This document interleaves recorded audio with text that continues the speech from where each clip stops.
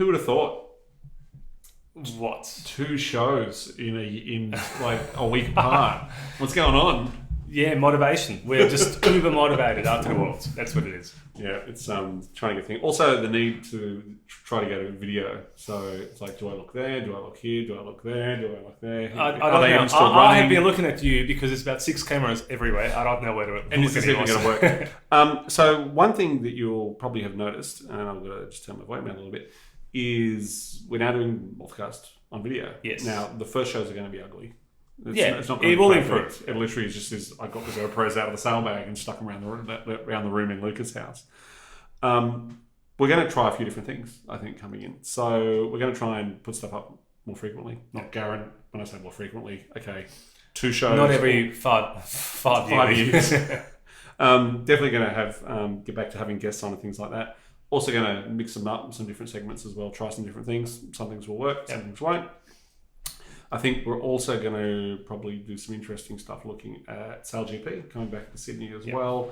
And we want to probably have some shows where we'll get into the America's Cup. Anything foiling, really, yeah? Anything foiling, really. Might even look at some wasps. Hey, we probably should hit Dean up and actually try and go for a sail and try one. And film it. And yeah, try to film it. Other things that I have, other few things I've got planned for 2020 with Mothcast. We're still going to, at this stage, definitely going to get the podcast going. Whether that just becomes the audio track of the video, don't know. We're just trying to suck it and see. So last time we sat down and talked all about the worlds, little overview, the summary, those sorts of things. I suppose the really big question for people out of Australia and New Zealand, not watching from afar, is what is this Bieker? Yeah, look, there's been a fair bit of innovation in the worlds. There's been a lot of people working very hard to try to get an edge. And new platforms. I mean, it's not just a Bieker, there's obviously that, but there was a few Lennons at the Worlds as well, the thin airs. And so they didn't disappear into thin air. They didn't disappear into thin air. No, they did not. There wasn't a great showing, unfortunately, for the Lennon, but yeah, they were there. And what else was there? Obviously mentioned the rockets. The Manta? Manta, yes, of course. The Manta was a big one. Manta, rocket, and those boats we don't see, and the Lennon. The Lennon, Exocet obviously in its standard form. But those are boats we definitely don't see. Yep. The Bieker Mark II. Yeah, so we can talk about the Bieker. Before we do, any other home builds of note? No, nothing really that you haven't seen before. Okay, interesting. So nothing new from, let's say, Garda. Interesting. So the home build scene. Yeah, I think it's more now about bits on boats as opposed to. Did Brad Gibson come? Yes. In his rebuilt Blade Rider. There was a nice boat. Might talk about that in a minute. Yep. The boat I really want to talk about though, is the Bieker. Yeah, different. This is the thing. They've taken a big risk, moving away from the traditional platform and the wing setup, and I think they got most of the things right with that boat. Yep. And a few things wrong as well. But I think the important stuff is right. But yeah, it's very interesting because it's such a different concept. I think there's some really clever ideas like the wing bars and the way they're attached to the hull. Much simpler to build, much easier to pull apart. The wings being small, I think, big aero gain as well.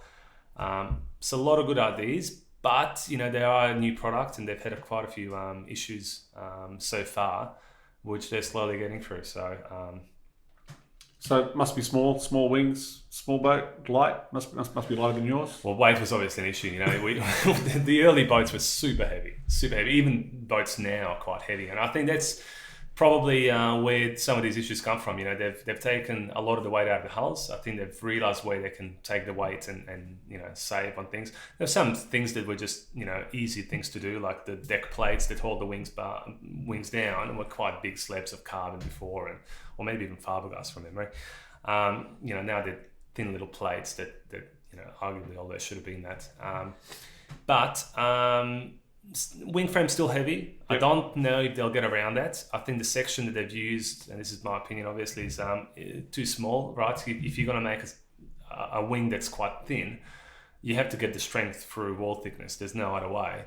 and you end up with a bit of a weight penalty because of that. So, arguably, if the wings were slightly bigger diameter, you could have had half the ball thickness. I think aero-wise, it wouldn't have been significant, the difference at the speeds we're travelling at and the intensity of air, but it would have resulted in a larger wing frame. So that's why the package is not perfect, but it's bloody good. Yeah. So I think you touched on it exactly right. It's the trade-off of diameter, so bar size and stiffness and it's deflection always a trade-off, versus weight. Thin things going through the air are fast, but what's the weight penalty? Yeah. So that's really interesting. So that's, I think, the real standout visually about the Bieker: small wings, the stay. Yeah, a few critical things. Yeah, stay base was more of I think something that just had to happen. It wasn't really, to be honest, it wasn't their greatest bit of detailing. I drew the new spreaders after Scott asked me to do that, which were far more raked back and actually worked with the existing rig. The early boats didn't have the new spreaders. But yeah, I think that the wing, the geometry of the mast is a result of the small wings being further back, and it's just had to happen. I think what's important about the boat is, I always talk about the power of the platform, and for me, that critical measurement is from top of the wing bars to the bottom of the hull. That number is fairly critical in terms of riding moments, and length of the falls and things like that, and it's quite. There's a lot of things here that are contrary to what people actually think. But there's certain numbers that you've got to hit when you design the boat to get the maximum power to weight ratio. And certainly high wings, which when you link to wing, when you're getting greater distance from the center of the hull or the center of the foils, essentially, is a gain. And not a big difference between the latest Biekers and Exocets in that regard, but certainly a big difference between that and the standard Mark II. So I think the other key measurement now is that 5185 luff measurement rule. So if you want to have a deck sweeper, and there's the 5185. Look, the latest sales are right on that number, and they're deck sweeping. I mean, I don't think there's going to be a lot of change with that. I think maybe the deck sweeper bits will get longer. I could see that happening over time. So what I'm curious about, I think from memory, and my memory could be wrong here, the smallest, I'm not sure what the shortest Topro deck sweeper mast you can order. Well, the typical length that you get is now 5100. So that's what I thought, 5100, right? Yeah, so that leaves 85 mil to get the 5185. Yeah, look, 5100 is. So the Biekers aren't stepping their masts 8500 off the deck. The Bieker masts are shorter, because they've got a longer stub. How much shorter? Asking for a friend. I think about 5 meters. But look, my mast was shorter. I was running 50-50. Yeah. And so was Tom Burton, which made, with our platform, there was the number to get the sail to sweep on the deck. Yeah. With the Exocet, it's 5100, just because it's a different shape, I guess. But yeah, the Biekers, I think 5 meters. So the wings are very obviously different. I noticed it literally in the couple of months just before the Worlds, the deck fairings all started to go on. Deck fairings to really do the sealing, which was sealing as in seal with an S, not sealing as in dad joke. And the thing about that, I think, is the boat was always designed for that to happen, but it sort of just hadn't been put in place yet. Yeah, I guess that's the development and the extra time they've had. But yeah, the whole foredeck or lack of foredeck is quite neat. I think because the wing bars are set further back, you're actually feeding clear air into the deck sweeper. I think there's a little gain in that as well. I would have liked to have seen lowered rear wing bars to get that sort of washout effect from the wing bars that the Exocets guys have been doing it, and AMAC's been doing it. AMAC's been doing it as well. 2.6 or 2.5. It probably, I think that development might have happened after the boat was designed. I'm not certain on this, but Joe Turner had modified his rear wing bars to actually have that lower rear wing bar, which gives you the washout effect. I think there's a little gain in that. But yeah, that whole front of the boat just works really well. Centerboard cases, I think stayed the same spot roughly, but the masts have come back. So the bow to mast pivot, the pin essentially is 1100. But traditionally, if you look at Exocets, I think it's 1050. Mark II is about 1000 from the bow. So the masts have gone back, which was done so that when you lean into windward, the boats get a lot of lee helm because it becomes unbalanced ultimately. So bring the mast further back reduces lee helm, therefore it reduces the drag off the rudder vertical. So little gains in all those areas. A few of the other guys like Rob Greenash moved their centerboard cases further forward in order to combat that. And there's been a few other bits and pieces that have tried to get the same effect. When I designed my new verticals, they're designed so that they can be raked further forward, so you can actually get the same effect as moving a centerboard case further. So what foil package is the Bieker running? Well, look, all Biekers except for Dean that has sort of a home modified original Bieker foil, which is very different to the original, are running my foil package, in terms of the main foils anyway. A lot of them had my rudders as well, and guys like Chewy had the full package. But look, this is something that came fairly early on in the piece. I think I was approached by James from LSF. Is it LSF Composites? Yeah, I think so. LSF. Who at the time had the ownership of the Bieker project, the tooling, everything. Obviously, Scott's been involved, but James was, and his ex-partner were basically the manufacturers. And the early package had a lot of issues. And it was typical of a great designer like Paul Bieker that clearly didn't have that much moth experience, because some of the design problems that they had initially were very much sort of things that we ironed out over the years, and it just happens. I think it's also shows what happens to any new design. So we know the Blade Rider, when it first came out, it had some challenges until they got their foils and the control system sorted in literally in the first days before the Garda Worlds that Rowan But I think some of the Bieker stuff was a bit more fundamentally incorrect, which with time will be solved. But as a consequence, the early foils did not work. So James called me up, and they had a fairly unsuccessful 2018 National Championships in Perth. Yeah. Sorry, not Perth. Queensland. Okay, yeah. Brisbane. So some of the guys, I know Scott didn't have the pace.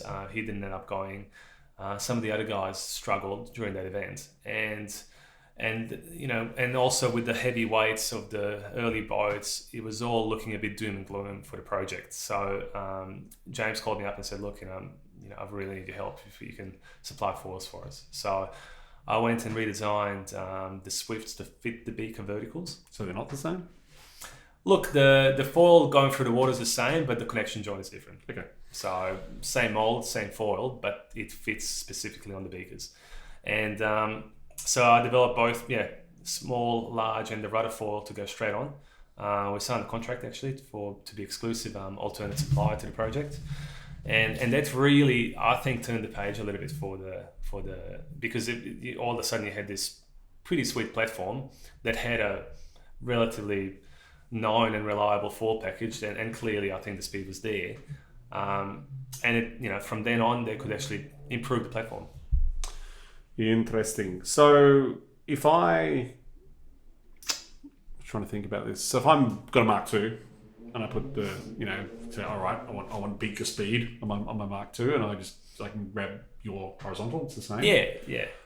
Your rudder, the same. Yep. But what else is? And let's take we know the wings is a challenge. So let's assume I'm going to look. You can get through your Mark II 98% of the speed of the current boats. So assuming the Exocet might be the benchmark at the moment, if you go by Slingsby's result, you can certainly get most of that. I think the challenge is obviously wings.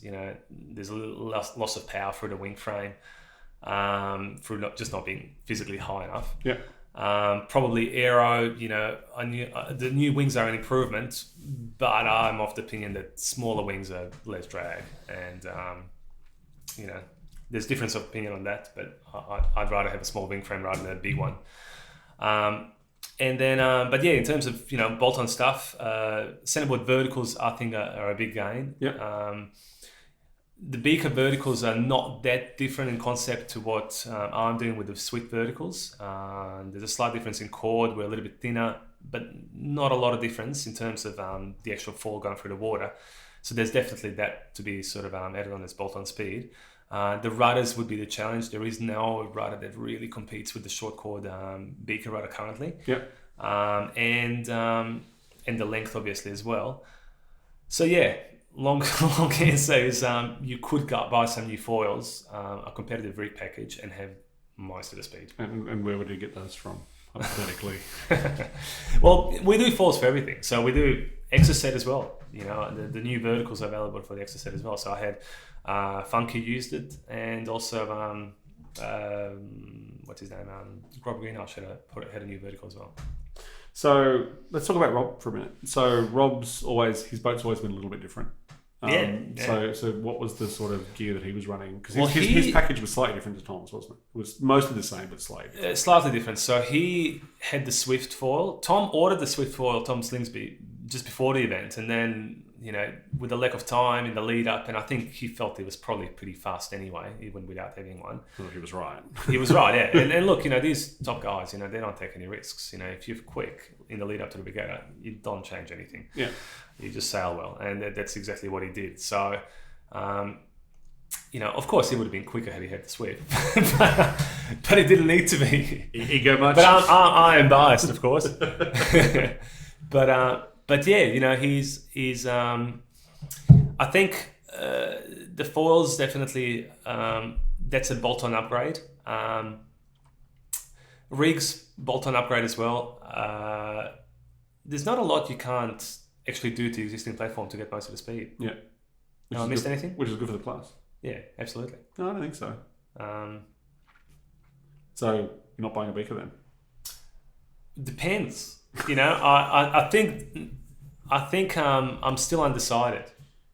There's a lot of good things, and there's a few things that I'd like to improve. I'm not a big fan of the long verticals. I think this is another topic, but you know, there's a few people that have done the numbers, and contrary to most people's opinion, or actually maybe not most, but to some people's opinion, some people are of the opinion that that's better English, that longer is going to give you more power, and actually the opposite is true. And I think Kevin Elway worked this out probably the first.